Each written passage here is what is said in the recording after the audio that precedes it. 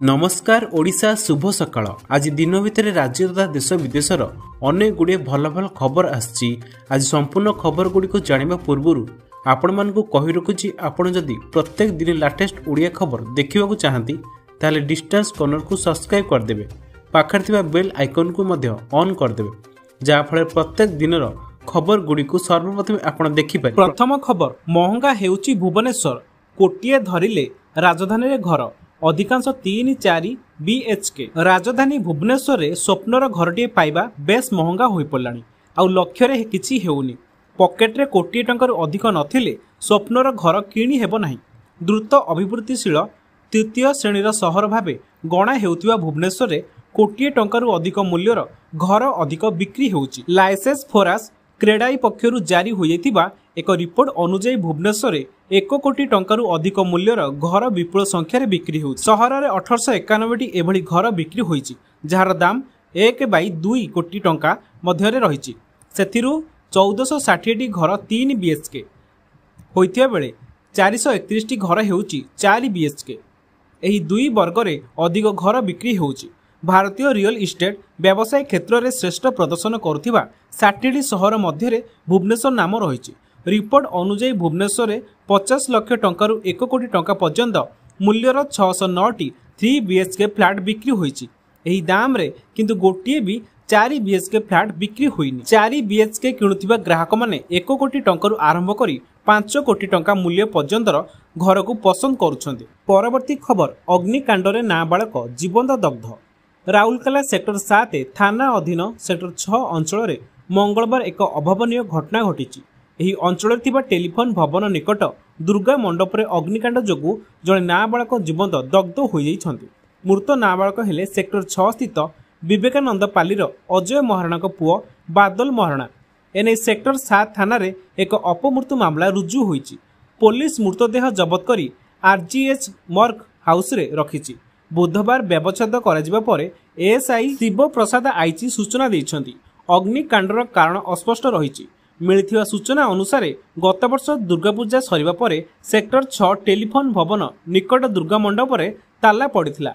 पूजा मंडप रे किछि काठ सामग्री सेठा रहिथिला एवं पिला माने गळा बाटरे उक्त मंडप को जाई प्रतिदिन खेलंती। मंगलवार पूर्वाह्न बादलक समेत 5 जन शिशु सेठारे खेलुथिबा बेले कोनोसी कारणरू मंडप रे अग्निकांड होइथिला।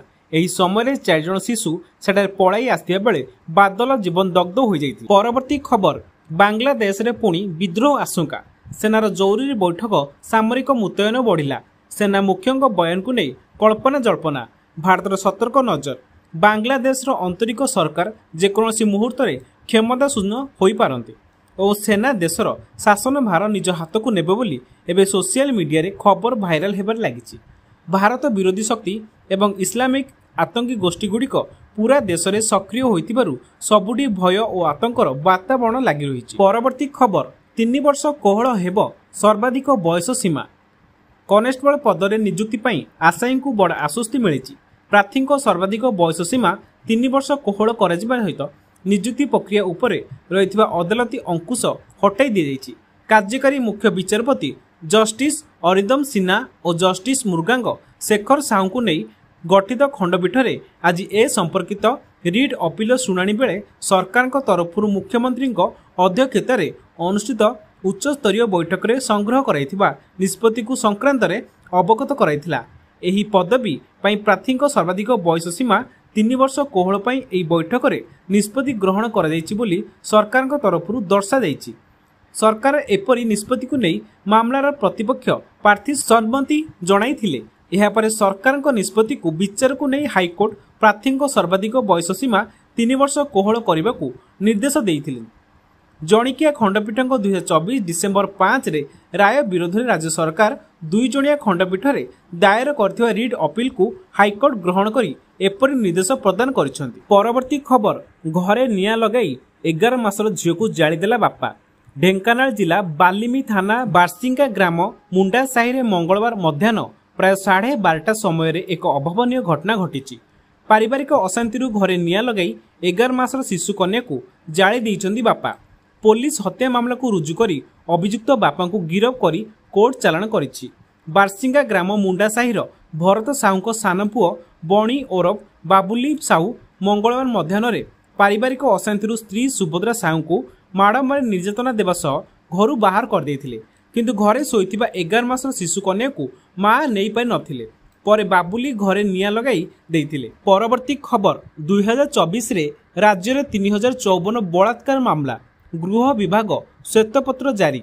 2024 रे मोट 3054 बलात्कार मामला पंजीकरण होइथिला। सेतिमध्यरु 2986 मामलार सत्यता रही। तन्मध्यरु 1948 मामलार दोषारोप फर्द दाखल सरी। सेहीपरि 2024 रे मोट 17,805 चोरी मामला पंजीकृत होईछि। सेतिमध्यरु 17,471 मामला सत्य। वर्ष शेष सुधा 5,245 मामलार दोषारोप फर्द दाखल सरी। एही सबु घटना लगी 7,178 जन को गिरफ कर जाइछि। राज्य में एही समय मध्य 6,307 ठकेई मामला रुजु होई। सेतिमध्यरु 6,099 मामलार सत्यता रही। यौतुक जनित निर्यातना 2024 रे 4,622 मकदमा मध्यरु 2,865 दोषारोप फर्द दाखल होईछि। परवर्ती खबर वंदे भारत ट्रेन उपरे ढेला माड़ 2टी बगीरे काच भांगी चुरमार। पुणी वंदे भारत एक्सप्रेस उपरे ढेलामाड़ होईछि। वंदे भारत ट्रेन को ढेलामाड़ कले दुर्बृत्त। पूर्वरु मध्य निकटरे वंदे भारत ट्रेन उपरे आक्रमण होइथिला, जेउथिरे ट्रेन काच मध्य भांगी जाइथिला। आउ एबे पुणी थरे वंदे भारत ट्रेन उपरे ढेलामाड़ होइतिबा सूचना मिलिछि। भुवनेश्वर राउरकेला जाउथिबा समय रे ढेलामाड़ होइतिबा कुहा जाउछि। कलुंगा रेल स्टेशन रे 2टी बगी को केही ढेलामाड़ करथिबा सूचना मिलिछि। तेबे एही आक्रमण रे 2टी बगीर काच भांगी चुरमार हो जाइछि। हेले दुर्बृत्तों एही आक्रमण रे काहारी किछि क्षति होई नै। हेले किए एवं काहेकि ढेलामाड़ करिछि तार कौनसी सुराग मिली पारि नहीं। परवर्ती खबर बैंक ग्राहकों को झटका। मे पहिलारु एटीएम रु टंका उठाइबा हेबो महंगा। भारतर बैंक ग्राहक मानकु लागिबाकु जाउछि झटका। आसंता मे पहिलारु एटीएम रु टंका उठाइबा हेबो महंगा। भारतीय रिजर्व बैंक इंटरचेंज फी वृद्धि घोषणा करिछि। आरबीआई निष्पत्ति अनुसार मे 1 रु अन्य बैंक एटीएम रु टंका उठाण पई ग्राहकों को अधिक देय देबाकू पड़िबो। मागणा ट्रांजैक्शन सीमा परे एही शुल्क लागू हेबो। प्रति ट्रांजैक्शन पिछा अतिरिक्त 2 टंका देबाकू पड़िबो। पूर्वरु एही फी 17 टंका रहिथिबा बेले एबे एथिपई बैंक ग्राहकों को 19 टंका देबाकू पड़िबो। सेही भली अन्य बैंक रो एटीएम अण वित्तीय ट्रांजैक्शन जेपरी बैलेंस चेक पई फी को 1 टंका बढ़ा जाइछि। एही फी एबे 7 टंका रे पहुंचिछि। परवर्ती खबर राज्य सरकार को बड़ घोषणा। वरिष्ठ नागरिकों पई मासिक आर्थिक सहायता वृद्धि करने घोषणा करिसेंती राज्य सरकार। यह अधीन 60 रु 69 वर्ष बयसर लोकों पई सहायता राशि 2000 रु 2500 टंका को वृद्धि करा जाइछि। जेतेबेले 70 वर्ष रु अधिक बयसर लोकों को प्रति मासरे 3000 टंका मिलिबो। दिल्ली बजेट उपस्थापना करिबा समय रे मुख्यमंत्री रेखा गुप्ता कहिथिले जे सरकार वरिष्ठ नागरिक मानक पई आर्थिक सहायता योजना को सुदृढ़ करिबा पई प्रतिबद्ध। से कहते 60 रु 69 वर्ष बयसर वरिष्ठ नागरिक मानक पई मासिक सहायता 2500 टंका को वृद्धि कराइछि एवं 70 वर्ष रु अधिक बयसर व्यक्ति माने एबे प्रति मासरे 3000 टंका पाइबे। यह व्यतीत 60 रु 69 वर्ष बयसर अनुसूचित जाति जनजाति एवं संख्यालघु संप्रदायर वरिष्ठ नागरिक मानकु प्रति मासरे अतिरिक्त 500 टंका मिलिबो। मुख्यमंत्री कहते जे एही योजना गुड़िक पई मोट 3227 कोटी टंका व्यय बराद कराଯାଇଛି। 5 नवेम्बर 2024 रे तत्कालीन आम आदमी पार्टी सरकार वृद्ध मानकु एही उपहार देइथिले। तापर दिल्ली सरकार वरिष्ठ नागरिक मानक पई पेंशन योजना आरंभ कले। परवर्ती खबर सुप्रीम कोर्ट को बड़ शुणाणी। गछ काटिबा मनुष्य को हत्या करबा ठारू भी बड़ अपराध। सुप्रीम कोर्ट मंगलवार दिन निजर एक गुरुत्वपूर्ण शुणाणी करिसेंती। एही निर्देश रे से कहिसेंती जे बहु संख्यारे गछगुडी काटिबा कोनोसी मनुष्यर हत्या करबा ठारू भी बड़ अपराध। परिवेश को क्षति पहुंचाउथिबा लोकों को कोनोसी प्रकार छड़ा जाई परिबो नाही एवं बेआईनी भावे कटा जाउथिबा प्रत्येक गछ उपरे 1 लाख टंका जरिमाना धार्य करा जाई अछि। विचारपति अभय एस ओका एवं जस्टिस उज्जवल भुइयां को बेस स्पष्ट करिसेंती जे बिना अनुमति रे गछ काटुथिबा लोकों को उपरे कड़ा कार्यानुष्ठान ग्रहण करा जिवो। कोर्ट 454 संरक्षित गछर बेआईनी भावे काटुथिबा लोकोंकर आवेदन को प्रत्याख्यान कर दैछंती। एथिसह सेमानकर जरिमाना को कम करने को मना कर दैछंती। परवर्ती खबर भारत निर्माण कला स्वदेशी एमआरआई मेसिन। एम्स रे हेबो परीक्षा।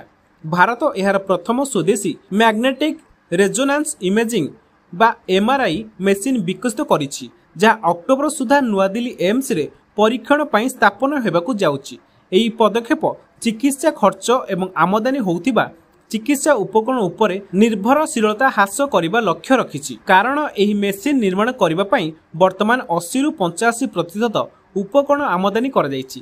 ସ୍ୱଦେଶୀ ଏମଆରଆଇ ମେସିନ୍ ଭାରତକୁ ଚିକିତ୍ସା ପ୍ରଯୁକ୍ତି ବିଦ୍ୟାରେ ଅଧିକ ଆତ୍ମନିର୍ଭରଶୀଳ କରିବାରେ ସାହାଯ୍ୟ କରିବ। ସାମ୍ବାଦିକମାନଙ୍କ ସହ ଆଲୋଚନା କରି ଏମ୍ସ ନୂଆଦିଲ୍ଲୀ ନିର୍ଦ୍ଦେଶକ ଏମ୍ ଶ୍ରୀନିବାସ କହିଛନ୍ତି ଯେ ଏହି ପଦକ୍ଷେପ ବିଭିନ୍ନ କମ୍ପାନୀ ଏବଂ ପ୍ରତିଷ୍ଠାଗୁଡ଼ିକୁ ଆବଶ୍ୟକୀୟ ପରିବର୍ତ୍ତନ କରିବାରେ ସାହାଯ୍ୟ କରିବ ଏବଂ ଦେଶରେ ବିଶ୍ୱର ସର୍ବୋତ୍ତମ ଉପକରଣ ଭାବେ ପ୍ରତିଷ୍ଠା ଆଣିପାରିବ। ପରବର୍ତ୍ତୀ ଖବର, ପ୍ରେମ, ପ୍ରତିଶ୍ରୁତି ଓ ସ୍ୱୀକୃତିକୁ ଏକ ନିଆରା ପ୍ରେମ କାହାଣୀ। ପ୍ରଥମେ ପରିବାର ସମ୍ପର୍କକୁ ଗ୍ରହଣ କରିନଥିଲେ, ହେଲେ ଧୀରେ ଧୀରେ ଭଲ ପାଇବା ମିଳିଥିଲା। 64 ବର୍ଷ ତଳେ ଘରୁ ପଳାଇଥିଲେ, ପରିବାର ବିନା ସ୍ୱୀକୃତିରେ ବିବାହ କରିଥିଲେ, ଏବେ ପୁଣି ଆଉ ଥରେ ପୁନଃ ବିବାହ କରିଛନ୍ତି। ପରିବାର ନାତି ନାତୁଣୀଙ୍କ ଗହଣରେ 64ତମ ବିବାହ ବାର୍ଷିକୀ ପାଳନ କରିଛନ୍ତି ଏହି ଦମ୍ପତି। 80 ବର୍ଷ ବୟସରେ ପରିଜନଙ୍କ ଉପସ୍ଥିତିରେ ବିବାହ କରିଛନ୍ତି ହର୍ଷ ଓ ମୃଦୁ। ଗୁଜରାଟର ଗୋଟିଏ ହୃଦୟସ୍ପର୍ଶୀ ପ୍ରେମ କାହାଣୀକୁ ନେଇ ଏବେ ଚର୍ଚ୍ଚା। ଗୁଜରାଟର ଦମ୍ପତି ହର୍ଷ ଓ ମୃଦୁ ସେମାନଙ୍କର 64ତମ ବିବାହ ବାର୍ଷିକୀକୁ ଅତ୍ୟନ୍ତ ଅସାଧାରଣ ଉପାୟରେ ପାଳନ କରିଛନ୍ତି। 80 ବର୍ଷ ବୟସରେ ଉଭୟ ବିବାହ କରିଛନ୍ତି, ଯାହା ଦୀର୍ଘ 60 ବର୍ଷ ତଳେ ହୋଇପାରି ନଥିଲା। ନିଜର ସନ୍ତାନ ଓ ନାତୁଣୀ ମାନଙ୍କୁ ଏବଂ ବଡ଼ ପରିବାର ଗହଣରେ ଏହି ନିଆରା ବିବାହ ଅନୁଷ୍ଠିତ ହୋଇଛି। 1960 ଦଶକରେ ଏହି ଦମ୍ପତିଙ୍କର ପ୍ରେମ କାହାଣୀ ଆରମ୍ଭ ହୋଇଥିଲା।